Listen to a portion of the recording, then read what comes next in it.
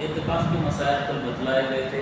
جمعہ کی مغرب سے پہلے 20 روزے کی شام یعنی 21واں روزہ مغرب سے شروع ہو جاتا ہے، رات پہلے آتی ہے عربی میں اور دن بعد میں آتا ہے۔ تو جمعہ کی مغرب سے پہلے آدمی مسجد کے شرعی حد میں داخل ہو جائے۔ میں نے یہ بتلایا کہ مسجد کی شرعی حد وہ ہے جس کو بنانے والے نے مسجد کہہ کر بنایا ہو۔ مسجد کا صحن اس کو صحن کہا جاتا ہے۔ مسجد کی چار دیواری مسجد کا شرعی حد ہوتا ہے جس کو مسجد کہا جاتا ہے۔ یہ جو لگائی گئی ہے گرل، اس کے بعد جو عمارت ہے یہ مسجد نہیں ہے۔ یہ جو گرل لگائی گئی ہے وہ جو نیا حصہ ہے وہ مسجد نہیں ہے، اس لیے کہ مسجد کے فاؤنڈر نے جس نے یہ جگہ دی ہے انہوں نے جو ہے اس کو مسجد قرار نہیں دیا ہے۔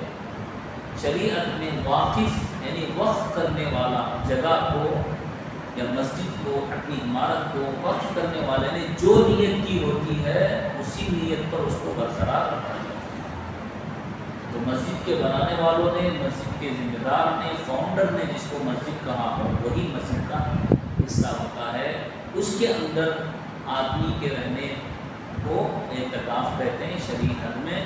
بلا ضرورت اگر آدمی اس سے نکل جائے تو اس کا اعتکاف فاسد ہو جاتا ہے، اعتکاف ٹوٹ جاتا ہے۔ نہیں ادھر فین چل رہا تھا اس لیے میں ادھر چلا گیا آف کرنے کے لیے۔ باہر نیچے مسجد کا اعتکاف حد ہے دروازے تک، ہاتھ دھونا تھا اس پہ وضو خانے میں چلا گیا۔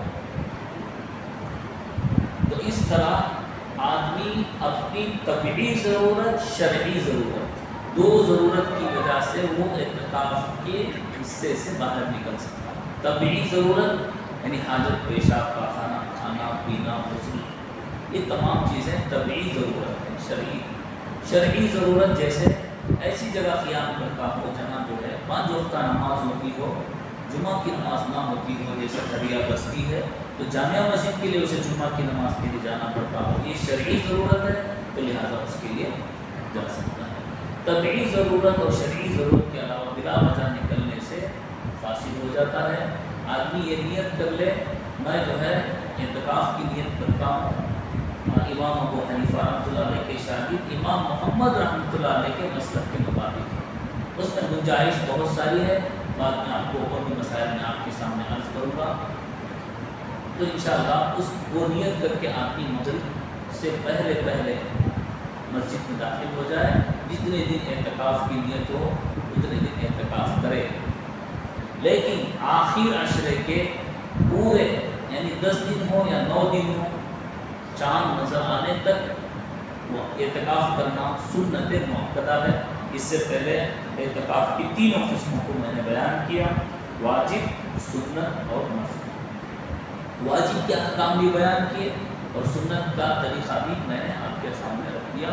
سنت مؤکدہ صرف رمضان کے آخری عشرے کا ہوتا ہے، چاہے 9 دن ہو یا 10 دن۔